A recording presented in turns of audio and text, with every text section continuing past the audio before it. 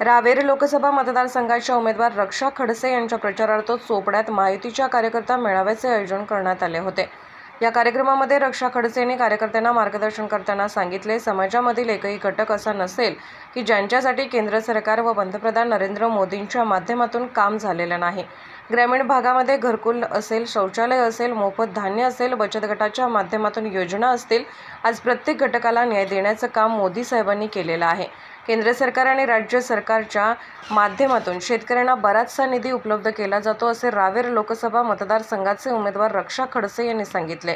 यावेळी भारतीय जनता पक्षाचे पदाधिकारी कार्यकर्त्यांसह राष्ट्रवादी काँग्रेस अजितदादा गटाचे पदाधिकारी कार्यकर्ते उपस्थित होते। या माहितीच्या कार्यकर्ता मेळाव्यामध्ये काही घटक पक्षाचे पदाधिकारी कार्यकर्त्यांची अनुपस्थिती दिसत होती। या कार्यक्रमामध्ये अनुपस्थित कार्यकर्त्यांना मंत्री गिरीश महाजन यांनी भ्रमणध्वनीवरून मार्गदर्शन केले। समाजामधला एकही घटक नाहीये की त्या समाजासाठी केंद्र सरकारच्या माध्यमातून आदरणीय नरेंद्रभाई मोदींच्या माध्यमातून काम झालेलं नसेल। आज आपण बघा की प्रत्येक ग्रामीण भागामध्ये घरकुल असेल, शौचालय असेल, पाणी असेल, मोफत धान्य असेल, महिलांसाठी बचत गटाच्या माध्यमातून योजना असतील, युवकांसाठी स्टार्टअप योजनेच्या माध्यमातून विविध उद्योग उभं करण्यासाठी लोन त्यांना उपलब्ध करून दिलं असेल बँकच्या माध्यमातून। आज प्रत्येक घटकाला न्याय द्यायचं काम आदरणीय मोदी साहेबांनी केलेलं आहे। शेतकऱ्यांसाठी आपण बघतोय की केंद्र सरकार आणि राज्य सरकारच्या माध्यमातून आता 12,000 रुपयाचं अनुदान दिलं जातं। आपण इथे बसलेला आहोत शेतकरी, आपण केळी उत्पादक शेतकरी आहोत, त्यासाठी आज बराचसा निधी सरकारच्या माध्यमातून उपलब्ध केला जातो। म्हणायचं तात्पर्य एवढंच आहे की आपल्याला सगळ्यांना आणि नेहमीच चोपडा तालुका तर जेव्हा केंद्रातलं इलेक्शन येतं तर आपल्याला सगळ्यांना माहिती आहे की तुम्ही नेहमी अग्रेसर असतात, कारण की शेवटी देशाची सुरक्षा ही नेहमी आपण प्राधान्याने ठेवलेली आहे चोपडा तालुक्यातल्या सगळ्या जनतेने। आज चोपडा शहरामध्ये आपण तालुक्याचा मेळावा इथे महायुतीच्या सगळ्या कार्यकर्त्यांचा घेतलेला आहे आणि अतिशय चांगला प्रतिसाद इथे मिळतोय।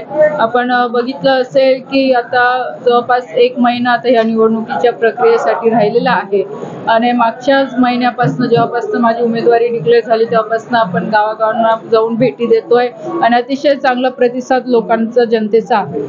मॅडम, काल महाविकास आघाडीचा मेळावा झाला होता, त्यामध्ये असा आरोप केला गेला की 10 वर्ष नाही तर आपण हे जे मतदारसंघ 25 वर्ष मागे गेला विकासापासून, काय सांगणार? मला असं वाटतं की जे समोरचे उमेदवार आहे जो 10 वर्ष मागे गेलेला आहे तर त्यांनी भारतीय जनता पार्टीमध्ये मागच्या महिन्यात प्रवेश घ्यायचा नव्हता। आपण बघितलं असेल की ते हे निवडणूक फक्त त्यांच्या प्रतिष्ठेसाठी लढत आहे, पण आम्ही भारतीय जनता पार्टी ही निवडणूक देशाच्या प्रतिष्ठेसाठी लढतोय, देशाच्या विकासासाठी ही निवडणूक लढतोय आणि मागच्या 10 वर्षामध्ये आदरणीय मोदी साहेबांच्या नेतृत्वाखाली सर्वांगीण विकास झालेला आहे। इथे गावागावापर्यंत 15 आयुक्ताच्या माध्यमातून, ग्रामपंचायतच्या माध्यमातून असेल किंवा व्यक्तिगत लाभाच्या योजनांपासून आज मोफत धान्यापर्यंत, घरकुल असेल, पाण्याची व्यवस्था असेल, शौचालय असेल, या सगळ्या व्यवस्था केंद्र सरकारच्या माध्यमातून आपल्या ग्रामीण भागापर्यंत पोहोचवण्याचं काम आम्ही केलेलं आहे। शेतकऱ्यांचा आज केळी पीक विम्याचा विषय असेल तो मार्गी लावलेला आहे। नॅशनल हायवेचं काम गेले अनेक वर्षापासून प्रलंबित होतं, त्याला मान्यता मिळत नव्हती। मागच्या 5-6 वर्षापासून सातत्याने त्याचा पाठपुरावा करून पुढच्या येणाऱ्या 5 वर्षामध्ये हा रोड पूर्ण कंप्लीट होणार आहे, त्याला मान्यता मिळालेली आहे।